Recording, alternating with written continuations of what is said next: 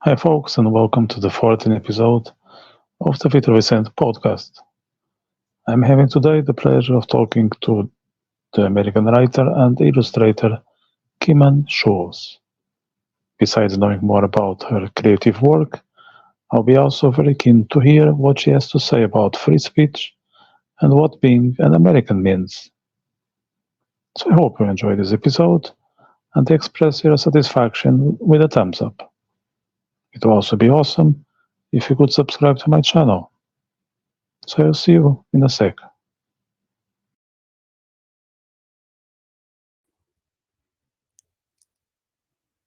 Hi, Kiman.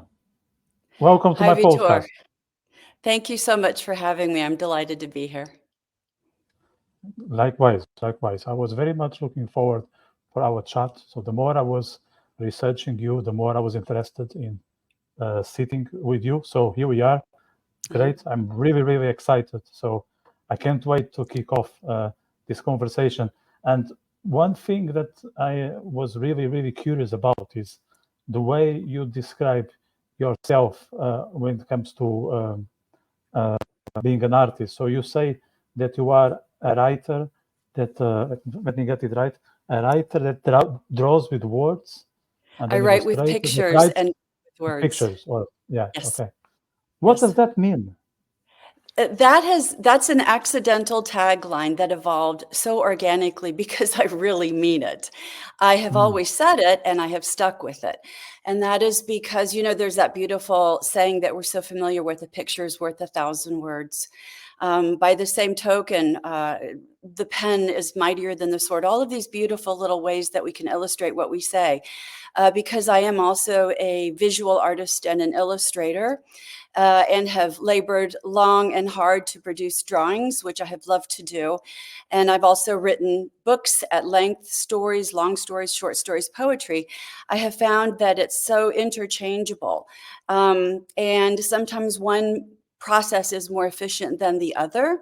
These days with technology, I certainly think that leading into the writing is where still some of the most honest exposition exists, because visually we can have countless apps on our phone and do wonderful renderings as it is.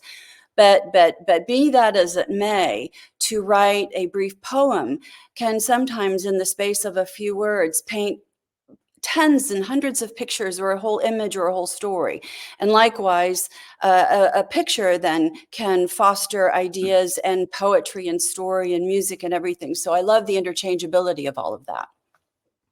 Yeah, that's a very interesting intersection between arts, and I think we can all benefit, not only the creator, but also the reader or the receptor, whatever you want to call it. I think the whole experience from end to end can only gain. So yeah, I would be very, very on board with that. I also saw that you or your husband is creating songs out of your poems. I mean, and I'm interested if you composed the poems for him to build songs, or was it just an accident? No, so I began writing lyric poetry in about sixth grade, because and it was a way to form, in my mind, the feeling of a poem, meaning that there was probably a little bit more of a natural rhythm that I was looking for in the words. And I explored that all my life. And I have fat stacks of paper of lyric poetry. Also, some poems can simply also then be rewritten and we worked into songs. So when we met over 30 years ago, the way that we spent our time together was writing songs, because he's a gifted composer and an ear musician. So I would bring him a stack of paperwork, and then something would resonate with him, and we would work into the early morning hours and create songs from that. And absolutely, the words were changed up as needed to, sometimes very little. And ever so often, there would be something where he would compose a melody or a melodic line, and that would inspire words as well. So lyric poetry, the way that I see it, it can sometimes be an easy rhyme scheme, but what you have is you have a certain natural rhythm and cadence that occurs, and it starts to lend itself to a melodic phrasing. Yeah. How does it feel, let's say, when you walk to, let's say he's playing in a bar and you are just seated and listening to him playing the songs, and the lyrics are actually your poems. How does it feel for you as a creator? I love it. I am so aware of that I am bearing my soul and my guts, quite literally almost, to the general public, whether it is a song or if I'm doing a public reading. And I have just committed to being okay with that, with the full understanding that not everyone will like it, but I'm willing to put it out there. And probably as life goes on and I've grown older and wiser and maybe a little tougher, it's an easier thing to do because I think there's a little more resilience. The armor that we develop over our life is good and strong. And so I'm perfectly okay with putting it out there. And yeah, and as far as performances, so what my husband does, his 9 to 5 is something different. When we're, real life steps in, you got to keep the lights on, so to speak. So oftentimes musical performances for him these days is getting together with band buddies he has known for decades. And the guys play music together all night long. And we have beer together. We have a hamburger together. We have music and friendship. And those are some of the most honest, wonderful nights out of all. I think that's a fantastic advertisement for Indiana. So I'm already thinking if I will go to Indiana, I don't know, this year, next year, in the near future, I have to run to one of those events because I really like music, poetry, beer. The whole context is just magical, no? So yes. I was just trying to put it here in my head. I think it's a great standing invitation. Absolutely. Good. Standing invitation. And yeah, and it's so cool because no matter what community, now we're in Indianapolis, it's a bigger community, but even in the smaller communities and where I grew up, you can always find that because that desire to create and to get together based around music or the creative expression, it brings people together, fashion, music, all of it. Yeah. And I tend to think that music is one of the greatest unifiers, maybe even between the arts. It has this ability that, at least in my experience, I didn't see it in literature, painting, dancing, music, maybe because it's something meant to be collective, because there is this thing of orchestra that, okay, you can play your instrument, but what about if I play my instrument at the same time as you? So there is something about others when you play music. Okay, there are some musicians, but I think the end result is it's almost always leaning towards a collective. Yes, and it's so sublime in so many ways because it's mathematics. It is a real chemical process that occurs within us in our minds and ourselves, and when we respond to it.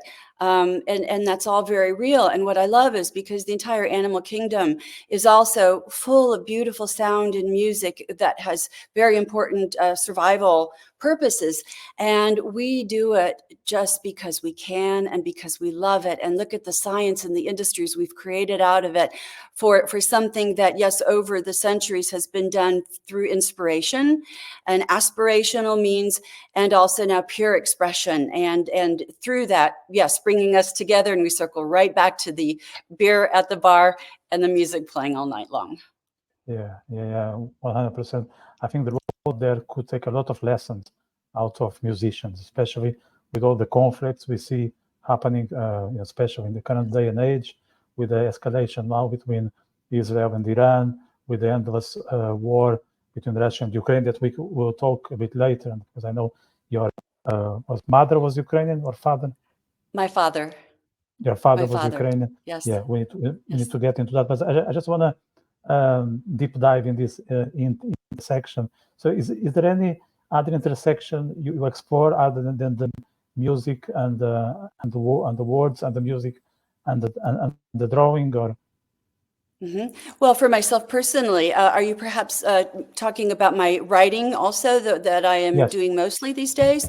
Yeah, because it's because my creative work is manifesting these days in writing, and my focus happens to be horror and science fiction. And also a few years back, I wrote a Jacob Marley rest of the story, a denouement in one act is what I call it. And so over the years, I've produced this is in hardback and paperback, And then this is a collection. These are short stories. I love the short story format from a standpoint of being a reader and a writer. So Netherium is my 2022 book. And also I have Gothic, and that is my 2023 book. And so, yeah, so I have been focusing a lot on that. And in retrospect, it's kind of funny to think about how my love of horror and expressing and enlightening through dark has always played a part in what I have enjoyed and been drawn to. And so that is how I am expressing myself through writing these days. And I'm just loving it. Why did you pick horror as an avenue to send a message to the public? Is there any rational reason, or it just happened by chance? I think that people who write horror and people who are fans of horror can look into that which is the darkest of all and not be afraid to look and to see and to understand. And through it, we're entertained. And I view horror as dark allegory. And because I think everything can be layered with meaning on top of meaning. And so the takeaways are often some of the most classic storytelling tropes that exist. For instance, good versus evil. And even in something as classic as The Exorcist or Frankenstein, where there are issues of abandonment and loss of a father figure. It touches on so many things. And then likewise, also going into mythologies and folklore from the different countries. And there are countless ways to tie in truths and ways of messaging a story and then wrapping it in horror, which for me is just a lot of fun. And as a history person and art history person, I love to draw from that knowledge, and I use that to illustrate aspects of my stories as well.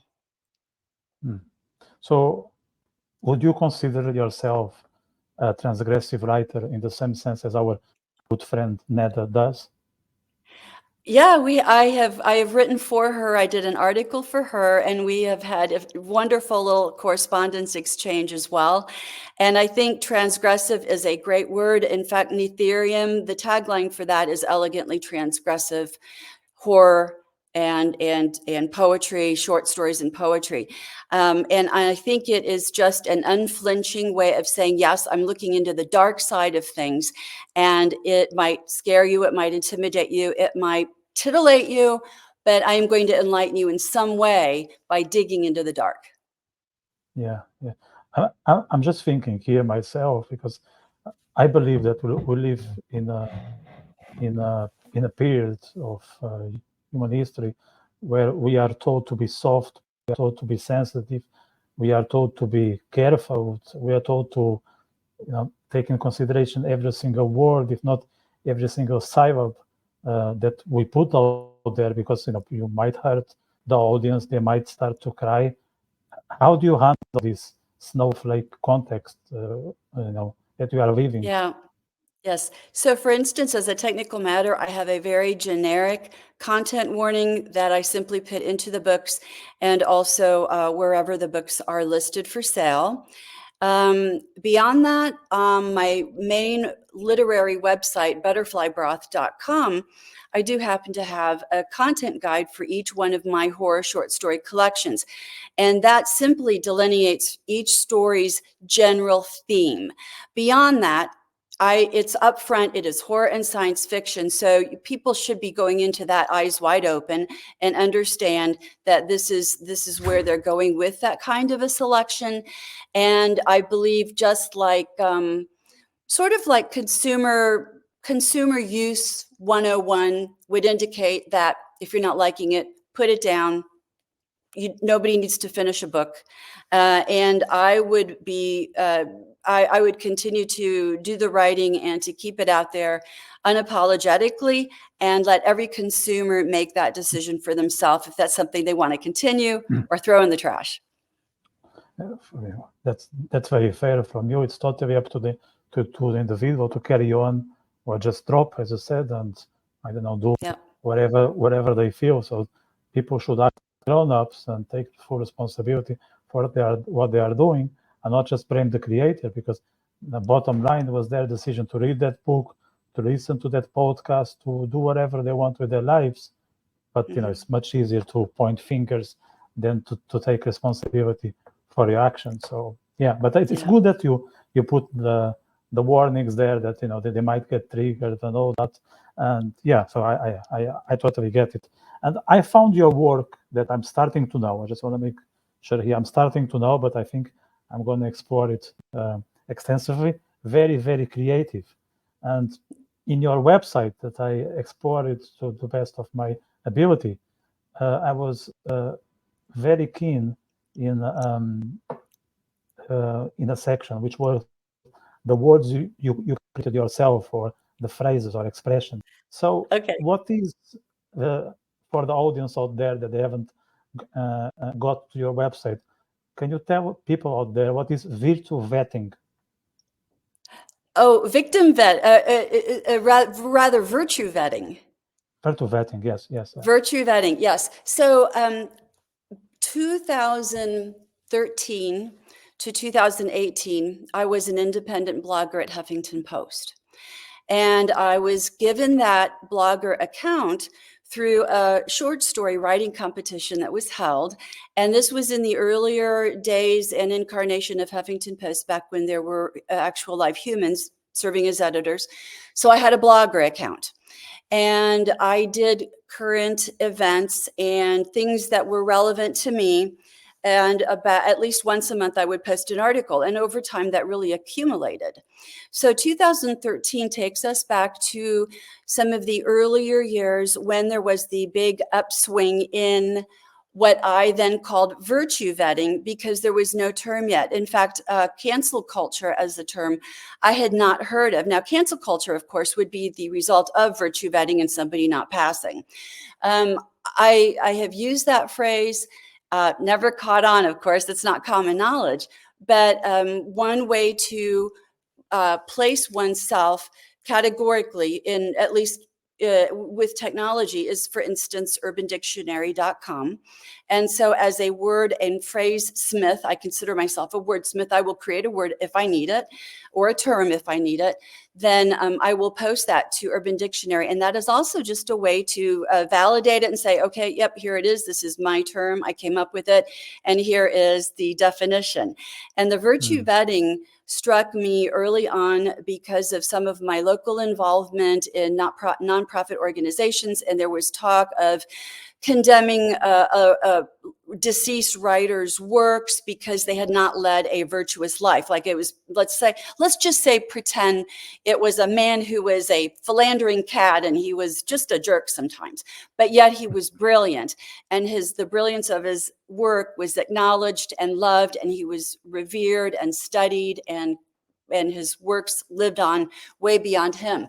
And then so especially if we are doing it retroactively, in other words, going back in time and then judging by also different standards of different eras, boy, I think that makes it pretty tough, because of course all humans err, some more than others, and that's largely circumstantial.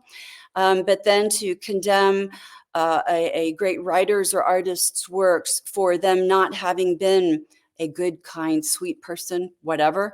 Well, I think the end result, and I actually did post articles on this very specifically saying it, the only logical end result is that we have silent airwaves streaming, we would have empty museum walls, we would have empty bookshelves.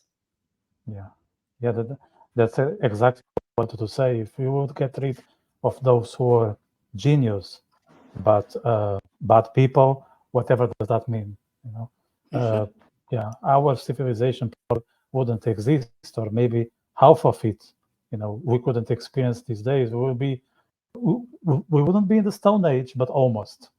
So yes, it's better that they existed in the end. Yes.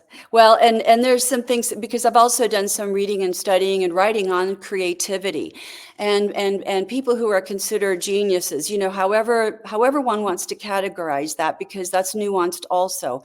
When somebody is in a super high functioning mode, there often are price is to be paid. There's a give and take in the way that the person is able to adjust into the everyday and the more mundane things that maybe others can coast through very easily. And so a little bit like a few years back, the movie A Beautiful Mind did a good job of trying to illustrate the duality and the conflict that existed in somebody who was super high functioning. Yeah, that was probably the source of the genius or of the beauty. Yeah, and I think most people, like, they sometimes they tend to forget that they are reading a book and the book is fantastic. Maybe they wouldn't be friends but that's just fine. You are just there to read the book. Like, he was meant to be a great writer, he was meant to be a great musician, and that applies actually to most of the professions. I even say that when it comes to politicians, I don't care if the dead president or the prime minister is a good person or not. That's something that their friends, their neighbors, their relatives should be interested in, not me. All I care is their policies. So all I care is their talent in case of artists. I want my carpenter to be talented. I don't want to be sweet and cute. I just don't care. I think everyone should think the same. But that's right. It doesn't look good in the eyes of public, to do these sentences nowadays. Yes, and I'll take it even a little bit farther. And if you think about, let's say, for instance, our rock and roll culture, and think about the antics of many of the rock and roll stars and how they, because fame and fortune often takes a toll on a human. Most humans are not immune from some of the ills and issues that arise from what we call fame and fortune, and what they have done. So if we were to judge rock stars by virtue, we may as well just shut all the music down right now. Yeah. I think there wouldn't be any guitars, in human history. Exactly. Yeah. Yeah. I'm old enough to remember teenagers aiming to be a rock star, that women would line up to sleep, with you. That would be the way. Either will be extremely talented with sports, or you will be on the stage shouting or playing guitar, that the women will just wait. They have to have these 10 minutes with you. That will happen. And they didn't care if they had to wait. They didn't care that you wouldn't talk to them the day after. All they wanted was those 10 minutes. That was it. Yes. And that was fine. And actually, they will be proud of that. They will say, I managed to have a fling with this guy for 10 minutes. And instead of saying they were abused or they were victims, no, they will say, yes, I was with him for those glorious 10 minutes. And everyone or all the women will be jealous of her. That's right. That's right. Their cultures onto themselves. And that probably is related to the assault on free speech, that you can say certain things, but you have to be very careful in how people are going to react, because if they get hurt, or if somehow it's going to trigger some anxiety, you might be in trouble, because you're going to be seen as someone who is damaging humanity, and all you are saying is just what you think. Is it? Yes. I was also on a podcast with other Americans. Is it something spreading in the US these days? It is, and I think that in some places it's more than others. One of the things that gets lost in the process is that when the numbers are broken down, the people that dominate social media is not a dominant proportion of the entire population, because most people are just simply busy living life and working and finding love in relationships and caring for family members and trying to take care of themselves as well. So some of the fewer voices, and I find that vastly ironic, is that I think a lot of the conversations and a lot of the noise is generated by thumb typers who have a lot of time on their hands. That already, to me, is a little moment's pause granted, because it's like, hold on a second. If you have a ton of free time, what all are you not doing that gives you time to generate 20, 30, 40,000 tweets that could maybe sway conversations? And of course, that's all. The technology is a really wonky thing because of the whole bot situation and AI now and what all. But buzz, which is negative publicity, is just as dominant as would good publicity be now? We've confused those two entirely. And so, yes, it does require everyone to filter very carefully.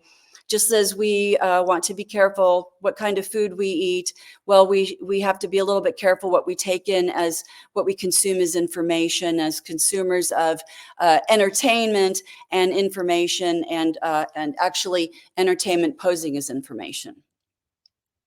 Do you have any recommendation for an artist when it comes to social media usage and consumption for both? Well, so I think a big deal right now has to do with the presence of AI. And where writing is concerned, AI assist and AI itself can generate entire stories, and it can craft narratives, and it can mold a writing style. And I had an interesting conversation that really resonated with me not very long ago with another writer who, and maybe it was somewhat generational, I don't know, but he equated using AI assist as being similar to using spell check. And I think that that is an interesting rationalization for using a device, basically, that can do writing for you.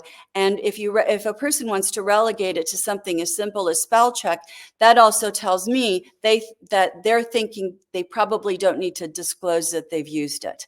And and I think disclosure is the absolute name of the game in this, if a person is using AI as a writer in particular, because that final product, the written word, is still looking the same. That disclosure is extremely important, because right now we don't have any laws or any ways to track it or to vet that. Yeah. And you think soon there will be some regulations about AI and art, or is it something that well, eventually it seems like everything eventually is subject to regulation of some kind. So we'll see where that goes, because self-policing, self-regulating is a lovely concept. But we all know that because humans are inclined to err in one way or another, that will include people who will use such as AI and will not disclose it. I suppose it's similar to someone using a ghostwriter and then always claiming that they wrote it themselves. And those are some old writing traditions as well. But yep, it's new territory, so we all have to navigate it as we move forward through it. Yeah. Okay, so now I want to jump to your family, your roots. You were born in US, but on one side you are Ukrainian, another side you are German, and you do speak German besides English. I do. Yeah. German was my first language, and I've always been told this, that I did not speak English at home until I started kindergarten. When I was going on 5 years old. And at that point, I would be speaking English with my sister. And then as we grew older, as many bilingual kids often do, I have a continuous memory of interacting with my parents where they would speak German with me or us, and we would generally reply in English because it was the easier thing to do. But in retrospect, I am so grateful that my parents did raise us speaking German, because my relatives are all in Germany. I do not know any relatives in Ukraine. My father had to leave, escape as a technical matter. So I have cherished the ability to be able to communicate with my relatives in Germany. Yeah, and that makes a huge difference. If you can speak in the language, you can present yourself, probably in a way that they will never understand you. If you do it in English or in any other language, there is a degree of intimacy that you can only experience if you get into German. What's your relation with Germany overall? I'm sorry, say that again, please. What's your relation with Germany? Do you feel connected? Do you visit from time to time? How do you feel about Germany?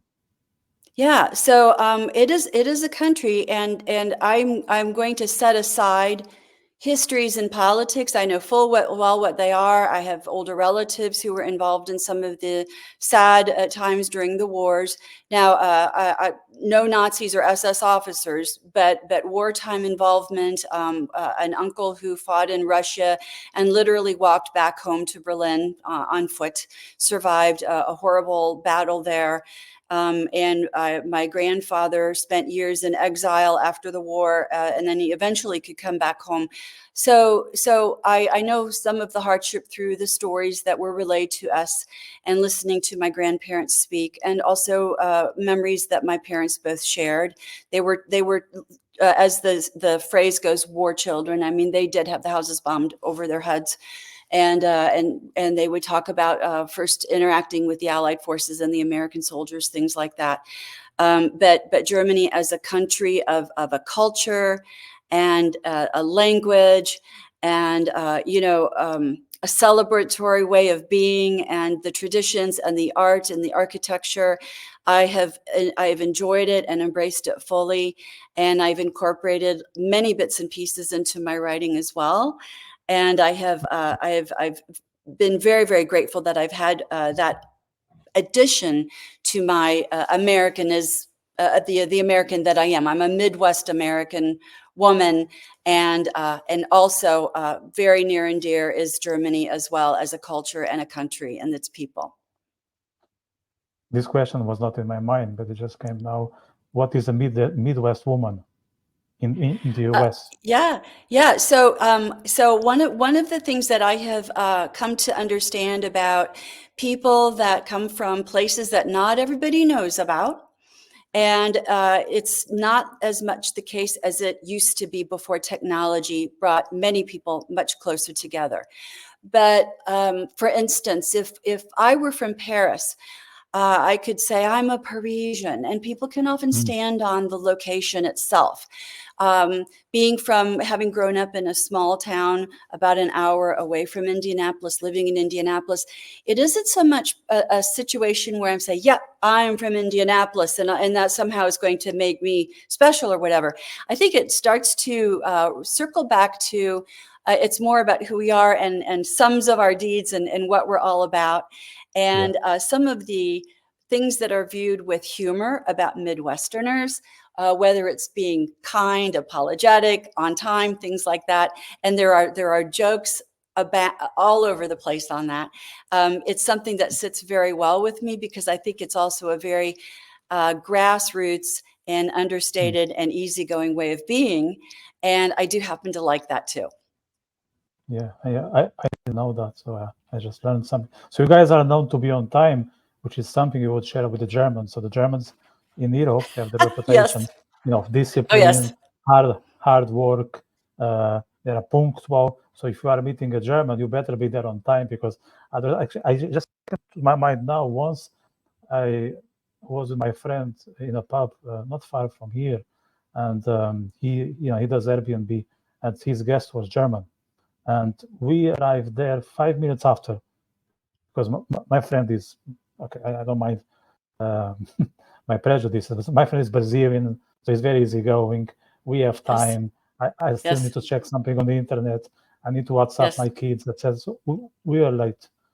And when we arrived there, the German fellow wasn't in the table, wasn't at the door. He was nowhere. So we thought he would arrive a bit later, because we arrived 5 minutes after. So we waited another 5 minutes, we waited another 10 minutes, and I asked my friend, do you mind text that German guy, because we cannot see him. Maybe he went to another pub. He doesn't live in Ireland. Maybe he got lost. It's better to know where he is. Eventually he texted him, and he said, yeah. The German guy replied and said, yeah, I was there on time. You didn't show up after 5 minutes, so I just left. I thought you were not coming. Yeah, well, that sounds like a pretty extreme. I mean, I think 5-minute window should be okay just about anywhere in the world. Yeah, no, 100%. We were laughing. Eventually, he came back, and we had a great night out. So good. It was, that's good. It was good. Yeah. It was good. Yes. Yeah. Yes. The other side of your family is Ukraine, which it's over the news these days. Maybe not as much as a year ago. I think other wars are now more are more on the highlight than Ukraine. How does it feel for you to have Ukrainian roots with all the controversial on the war, or the news that we don't know how much of that are real, and how much U.S. should support, so much U.S. should contribute? Is there a weight that you feel on your shoulders, or not as much as one Yeah, would think? so my general sadness and disappointment in that, for starters, is that I think war is a terrible thing anyway, any way you slice it. I have enough of an understanding as to profit and warmongering and deal making at the top that exists all over the world, that we have ordinary good folk who fight, who suffer, who lose in the process, while other people are lining their pockets. And that is always one of the saddest things of all. My father's father was kidnapped during the Great Purge. This goes all the way back to the mid-30s. He was actually protesting against communism and fighting. He was a member of the White Army. So Stalin's people imprisoned him and tortured him and eventually killed him and buried him in a mass grave. My father was able to get a pardon from him many decades later. But as a result of that, they did have to leave Ukraine and lived under my grandmother's maiden name until my father came to the US. So one of the things I have always thought of as a writer was that I was going to honor the memory of my grandfather, who lost his life because he spoke up and he asserted himself. And I am in a country, and my parents were very conscious of this. My father was very conscious of coming to the United States as being a nation where you could voice your opinion and not get thrown into jail for that. Now, right now, I'm seeing a lot of really questionable stuff as regards that, and the legislation of what good speech is or wrong speech. That's getting very confusing and very scary right now. My father has been gone a long time, but I've wondered often what he would think if he were to witness some of these things happening in a nation that he came to with very strong, good intention of being a part of. Yeah, yeah. One thing that I found impressive about the native English-speaking countries, US, England, Ireland, Australia, that you guys never had an actual dictatorship. At least there was never like a regime that you could call it Right. from A to Z a dictatorship. That never happened. And I think there are a couple of reasons for that. I think the ethics, the classical liberalism, the people, because the people are always the root cause of whatever happens in society. And I don't know how much of that is now giving space for different models of dictatorship, because in one hand, because we haven't experienced, I'm still we as I'm living in Ireland, so we tend that will never happen to us, because it always happened, with a neighbor, or with the neighbor of my neighbor, or with my cousin wherever he is living. So do you think people are being naive and taking for granted that democracy is here to stay, or what's happening? Yeah, because I view things through a historian's lens, I understand how young our nation is. And I really hope that our nation has a chance to continue to evolve and to grow itself up, because the founding of our nation is good. The concept is good. And of course, those are based on very classical paradigms already. So I really hope that we have an opportunity to continue.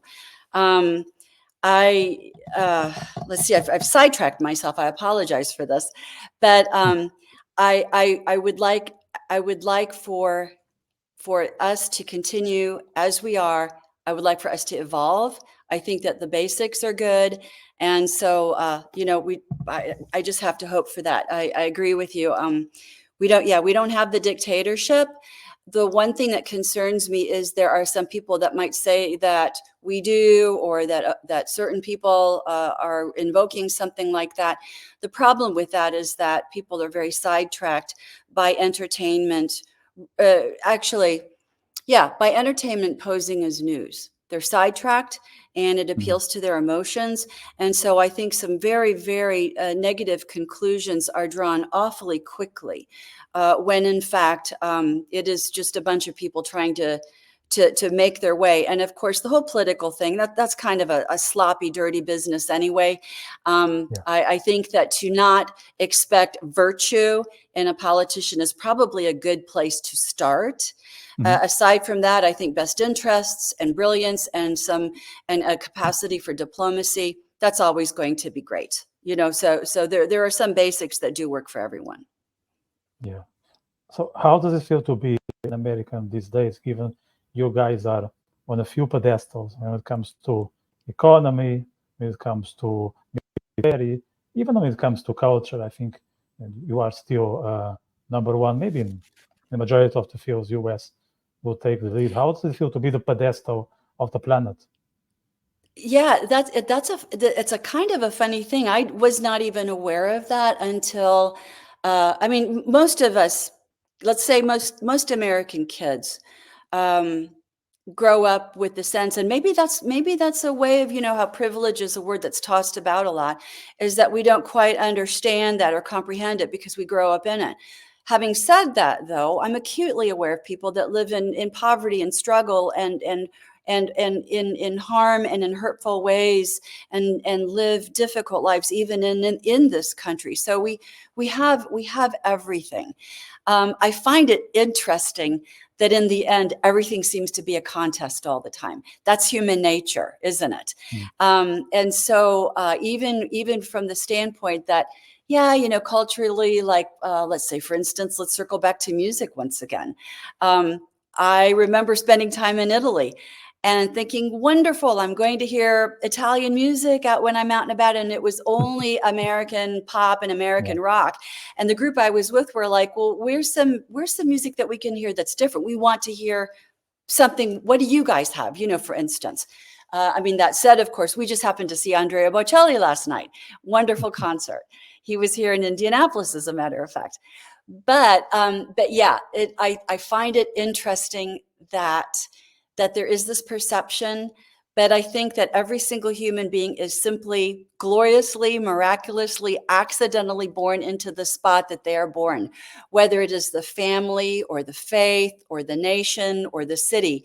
And so it's up to us to then evolve by growing our mind and our understanding and then working out from that context. But any American kid, let's say some kid that grows up is born in Wisconsin, grows up in Indiana, as I have.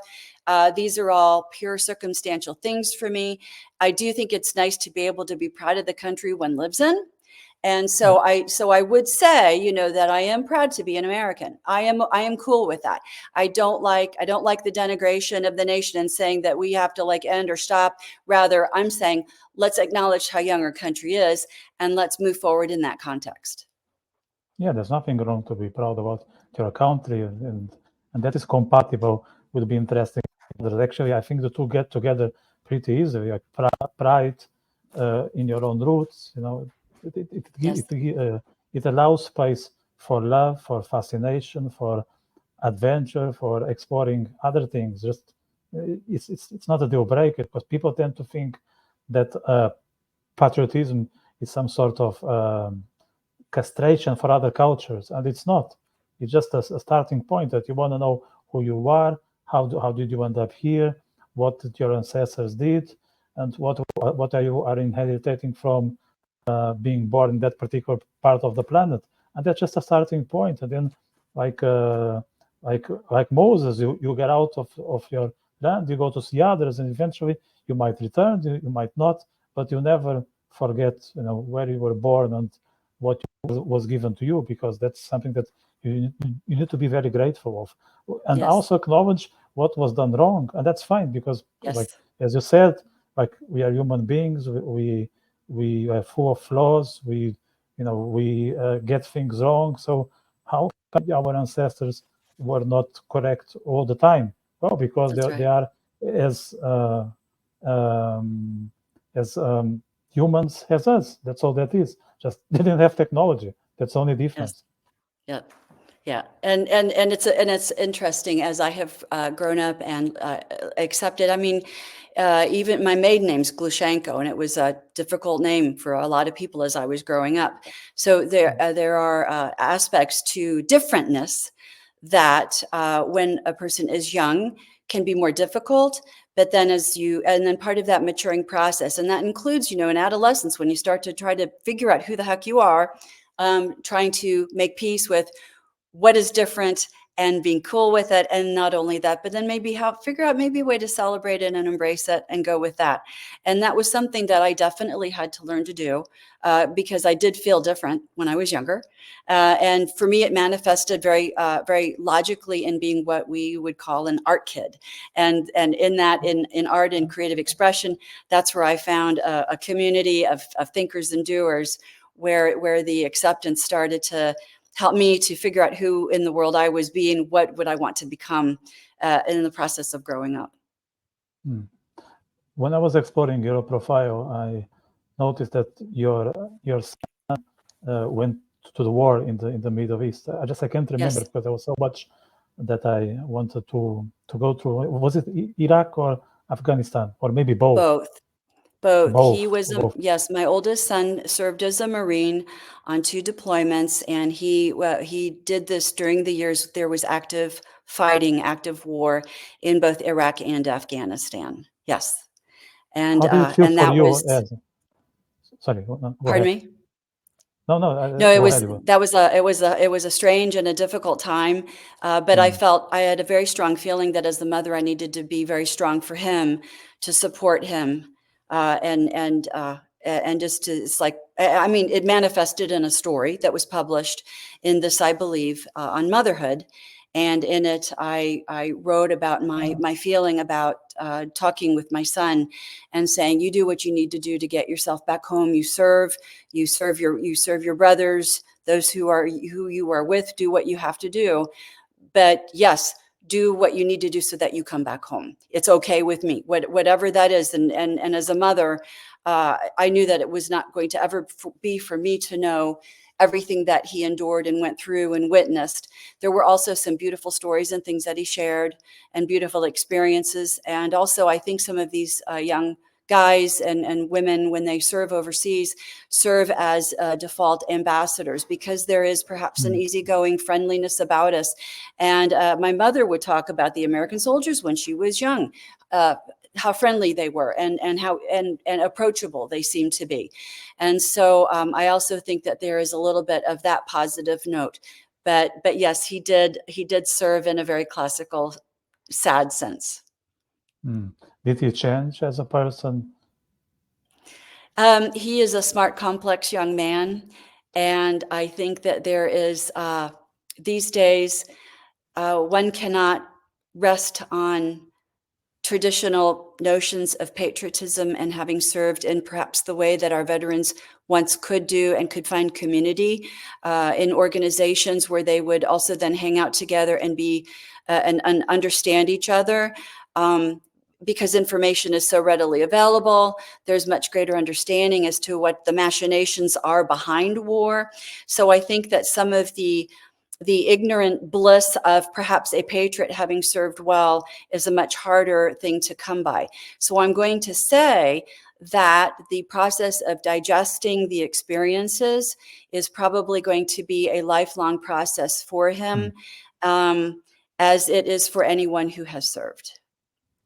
Yeah, I'm pretty sure about it, because my father was in the war himself in the 70s.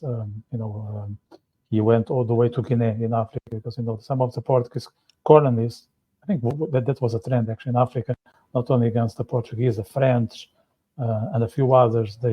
They experienced some resistance, and he had to go. He was just at the wrong age, wrong time, so he was sent there, and he is now 70. I don't want to get it wrong on time. No, he's 76. Yeah, he's 76. He just turned 76 in February. And he's still telling things that he never did. Even my mom said, how come you are just sharing it now? We are married for 50 years, that I know. There'll be 50 years in November. And she gets half upset that she didn't share in the past. But I always tell my mom about it, that he's, as you said, he's in a process. He was not ready in the past. He had to digest. He had to find the right time, the right people, the right circumstance. And now he finds that first he is not the talkative type, so he will share a story just because there is a table and a bottle of wine. He's more a listener than the one who will take the lead on the table. So it's pretty normal, because this is not something that going to a cafe and have a cup of I don't know, cup of tea, or having a beer on Friday night and tell, how was the music, how was the crack, how did you get home? It's a war, so you're going to see things that you'll never expect, things that will stay with you forever. And of course, you are not going to just tell around just for the sake of entertaining. It needs to be a specific circumstance. So for sure, he's going through a process. So that was like what, 15 years ago, more or less, when he was there. Sounds about right. Yeah. Mm-hmm. Yeah. So you might hear some stories in 10 years from now, or 20. There might be more and more. So yeah, that's possible. Yeah, when I was a little girl, my grandfather would tell stories too, and it's possible that those were some of the first times that he was able to disclose things as well. Yeah. In which war was your grandfather? World War II. My mother's father. And yes, and my uncle. And on which side of the war was he fighting? German. My mother's the relatives who I knew were Germans, and they were German soldiers. My grandfather was a captain. We rode horseback. I mean, this sounds like from so long ago, but he was a captain.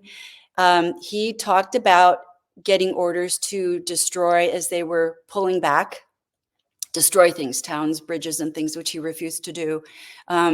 He was awesome. He was larger than life, cool guy, and he would talk about that. And the uncle who I said walked back from Russia to Berlin on foot, basically, was a very gentle, kind man also. But these men found themselves in war, as war does, and so little bits and pieces of stories we would always hear as well. Yeah, it's very different from the current generation. People are just fighting in Twitter, on social media. These guys, they were fighting for real. They were fighting in a way that they could just die, or they could just lose a leg, or just go mental and never recover. It's very different. And people think they have it tough. People think that life is very hard, and what to do, and they're going to be depressed, and they're going to have an anxiety attack. But those guys, they were like in a very, very tough situation that I cannot even describe. It's beyond words, I would say. It's beyond words. Yes. Talking of words, and as we come to an end, unfortunately, because I try not to have this podcast much more than an hour, because I think people can maybe they get bored of me, not of the guests, but maybe they get bored of me. So what are your artistic plans for the near future? Anything you want to share that you are working on at the moment?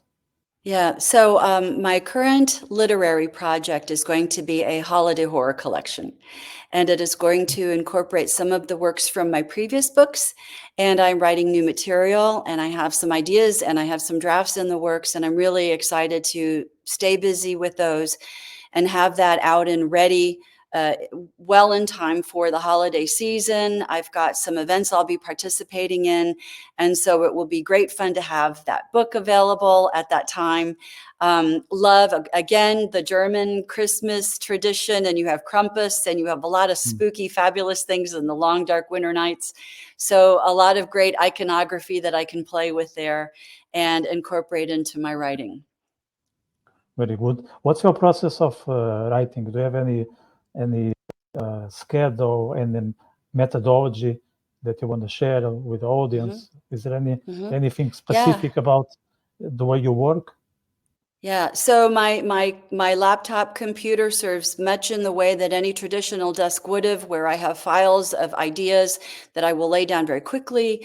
If I am thinking of something and I'm out and about, I will message myself and then cut and paste that into a document, save it, and then I file. What I do love to do is, as I am writing, I will save drafts on a fairly ongoing basis so that I can also track a draft's evolution.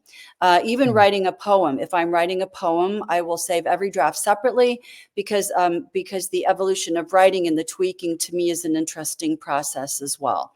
So so I am very, very reliant on the ability to save documents and to tweak as I go. And it absolutely blows my mind to think about how people wrote the wonderful works that they did when it was a handwritten piece of paper and nothing else. And even, for instance, a woman named Helen Keller, who could neither see nor hear, wrote several books. And as a technical matter, she basically had those books committed to memory because that's the only way that she could track it. So our capacity is so tremendous. And I think that's amazing. But here we are, we can rely on our computers and our phones, and it does help laying down of ideas happen very quickly and organically. So yeah, I file it and I write it, and I try to get a little bit of writing. I mean, my writing is rather sporadic, but I can go for long stretches if time and circumstance permits. I love the solitude. I love to sit down, and I love to have time disappear while I'm writing. How do you find time to write or to compose, to be creative? Do you set, let's say, an hour this specific day? How is your time management?